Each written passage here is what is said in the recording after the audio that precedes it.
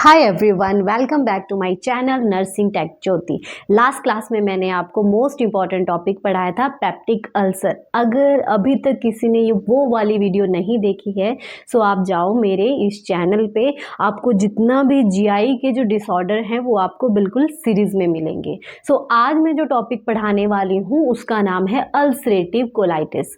Ulcerative colitis क्या है? एक इन्फ्लामेटरी बाउल डिजीज में आता है और सेकेंड डिजीज कंडीशन जो होती है इसी में ही वो है क्रॉन डिजीज। बट सबसे पहले मैं आपको अल्सरेटिव कोलाइटिस के बारे में पढ़ाती हूँ। So what is that mean? Ulceration का मतलब क्या होता है? अल्सर बन जाना। सो कोलाइटिस क्या मतलब होता है? Inflammation of the colon. So इसमें क्या होता है गाइस, दोनों चीजें इकट्ठी हो जाती हैं, इन्फ्लामेशन और अल्सरेशन, जिसकी वजह से पेशेंट को बहुत ज्यादा ब्लीडिंग होती है। अब आते हैं इसके कॉजेज के ऊपर और रिस्क फैक्टर। सो गाइस, जो इसमें कॉजेज है ऑटोइम्यून डिसऑर्डर की वजह से हो सकता है, जेनेटिक हिस्ट्री, इट मींस अगर उसकी फैमिली हिस्ट्री में किसी को है तो उसको भी ये चीज़ हो सकती है। एज इसमें बड़ा फैक्टर माना गया है, 15 से 30 साल के एज ग्रुप में ये देखने को मिलता है। नेक्स्ट आता है किसी की बुरी हैबिट है, for example smoking, alcohol, stress, मतलब बहुत ज़्यादा वो नसेड्स लेते हैं, एस्प्रिन ले रहे हैं, मतलब ऐसी चीज़ें ले रहे हैं जिसकी वजह से जो हमारा स्टमक है, जो हमारी इंटेस्टाइन है, वो बार बार इरिटेट हो रही है। अब मैं बात करती हूँ इसके टाइप्स के ऊपर। सो गाइस देखो, अल्सरेटिव कोलाइटिस में क्या होता है, हमारी जो लार्ज इंटेस्टाइन है मेनली वो अफेक्टेड होती है। बट इसमें जो इसके टाइप्स आते हैं उसमें सबसे पहला आता है अल्सरेटिव प्रोक्टाइटिस। प्रोक्टोस का मतलब क्या होता है? प्रोक्टो वर्ड हम यूज करते हैं रेक्टम के लिए।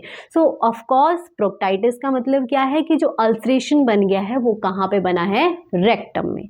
नेक्स्ट आता है इसका part proctosigmoiditis. It mean sigmoid colon जो कि एंड पार्ट है हमारे लार्ज इंटेस्टाइन का, सो वहां पे अल्सरेशन हो जाती है। नेक्स्ट आता है गाइस पेनकोलाइटिस। पेन का मतलब होता है ओवरऑल इंटेस्टाइन। इट मीन जो हमारी लार्ज इंटेस्टाइन है उसमें पूरे में ही क्या हो जाएगी? अल्सरेशन हो जाएगी। और लास्ट आता है guys left side colitis. Left side colitis में आपको पता है, मैंने आपको बताया था एनाटॉमी में कि हमारी जो लार्ज इंटेस्टाइन है उसमें असेंडिंग कोलोन, ट्रांसवर्स कोलोन और डिसेंडिंग कोलोन होता है। सो गाइस जो डिसेंडिंग कोलोन है वो हमारे लेफ्ट साइड ऑफ एब्डोमेन में होता है, लेफ्ट साइड ऑफ इंटेस्टाइन होता है। सो वहां पे जब अल्सरेशन हो जाती है उसको हम बोलते हैं लेफ्ट साइड कोलाइटिस।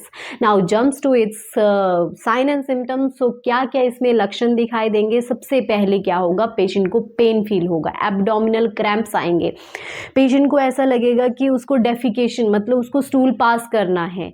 इसमें बहुत ज़्यादा एक्सेसिव डायरिया देखने को मिलेगा। डायरिया में गाइज इसमें बहुत ज़्यादा ब्लीडिंग होगी पेशेंट को, और उसी ब्लीडिंग में पस भी हो सकती है अगर वो इन्फेक्शन बहुत ज़्यादा फैल गया है। नेक्स्ट मैं बात करूं, ऑफ कोर्स उसको ब्लीडिंग हो रही है तो उसको वीकनेस होगी, वेट लॉस होगा। क्यों? क्योंकि उसका नोजिया वॉमिटिंग ही नहीं रुकेगा। क्यों? क्योंकि जीआई की प्रॉब्लम है, नोजिया वॉमिटिंग तो हर एक डिजीज कंडीशन में देखने को मिलता है।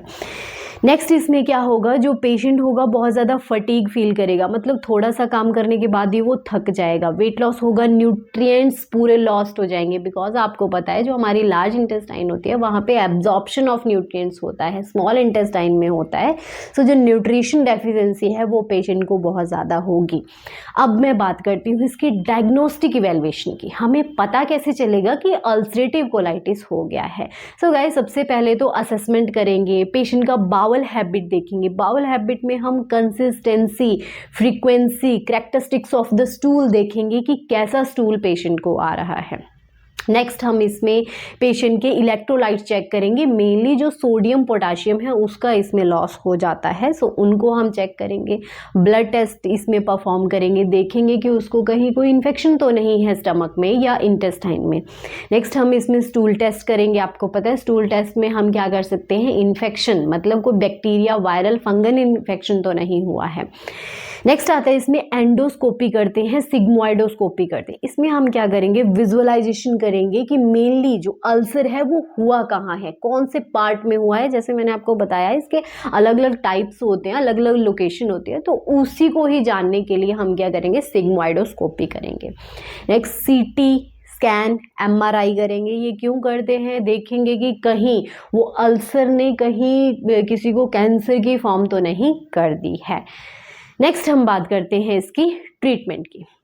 सो गाइस, ट्रीटमेंट में पेन है तो पेशेंट को क्या देंगे हम? एनाल्जेसिक्स देंगे, एंटी इन्फ्लामेटरी ड्रग्स देंगे, नर्सेज देंगे, non steroid anti inflammatory drug, corticosteroids इसमें हम देते हैं, एंटीएमेटिक्स इसमें देंगे ताकि वॉमिटिंग हो, एंटी डायरियल हम इसमें देते हैं, antibiotic as prescribed by the doctor वो देंगे, आईवी फ्लूइड्स हमें देने पड़ते हैं, इलेक्ट्रोलाइट जो बैलेंस है वो हमें मेंटेन करना पड़ेगा क्योंकि मैंने आपको बताया इसमें सोडियम पोटाशियम का बहुत ज़्यादा लॉस हो जाता है।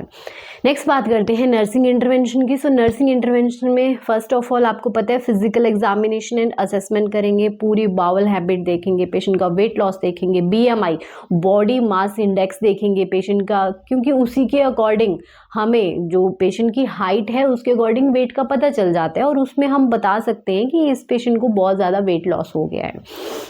नेक्स्ट हम क्या करेंगे, पेशेंट को एडवाइस करेंगे ज़्यादा से ज़्यादा फ्लूइड्स लेने हैं, डिहाइड्रेशन को प्रिवेंट करने के लिए जितने फ्रूट्स होते हैं वो खाने हैं। हाँ गाइस, इसमें एक चीज़ ध्यान रखनी है, इसमें हमें फाइबर डाइट नहीं लेनी है। क्यों? क्योंकि इसमें क्या है, पेशेंट को ऑलरेडी डायरिया है। सो आपको पता है जो डायरिया है वो फाइबर रिच डाइट से और ज़्यादा उसको हो जाएगा।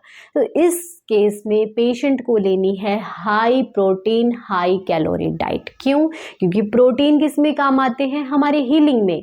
सो हीलिंग किसकी करनी है? अल्सरेशन से। सो दैट हमें क्या देनी है? High protein high energic diet देनी है पेशेंट को। I hope you like this video. Please like share subscribe my channel. Thank you.